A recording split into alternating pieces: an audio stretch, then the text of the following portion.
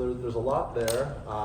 I disagree with some of what you said, and Of course. agree with other parts of it.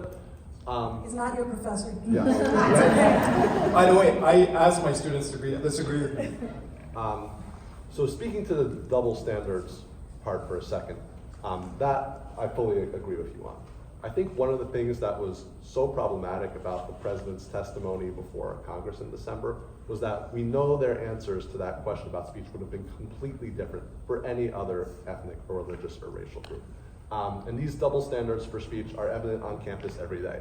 In the Yale campus newspaper, for example, when we try to publish an op-ed that is pro-Israel, it is subjected to much greater, much more stringent review than any kind of pro-Palestinian op-ed. When we try to organize an event with the university to promote speech and expression, we are subjected to much more stringent evaluation and questioning.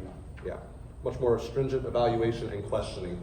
Thank you. That's a lot better. Much more stringent evaluation and questioning than any other group. And I'll give another specific example from Yale. The Yale Women's Center, they respond right away and are eager to organize a conference with people about pinkwashing in Palestine.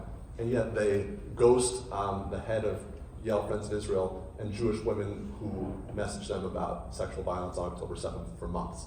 Those are all clear examples of double standards for speech. They need to be combated. What I disagree with is the fetishization of free speech.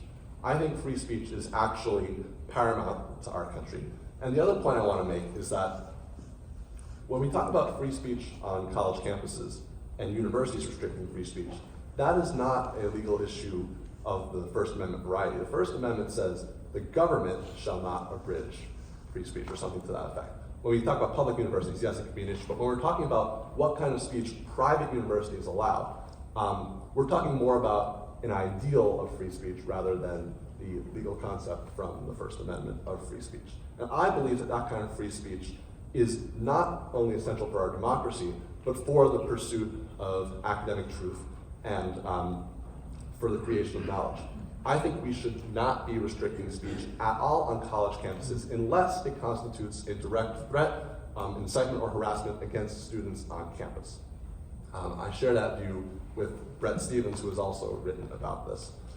And the other thing that I would add is, even if we're not going to restrict speech in those ways, we can still often achieve the outcomes that we're looking to achieve, because it is usually true, at least in my experience, and based on what I've heard from students on campuses across the country, that pro-Israel student groups and Jewish student groups follow the rules when they're organizing demonstrations, protests, speech, and expression events.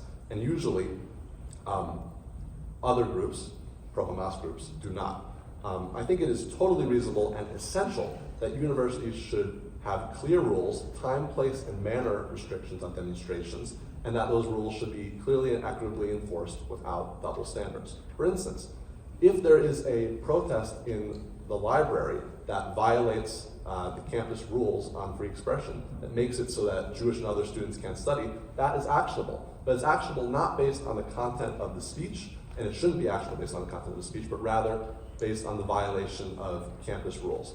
I think we would have a whole lot less problems on college campuses today if universities, A, had a uniform rule, set of rules that they enforce strictly, and B, if they really made a show of enforcing the rules in all scenarios against all groups.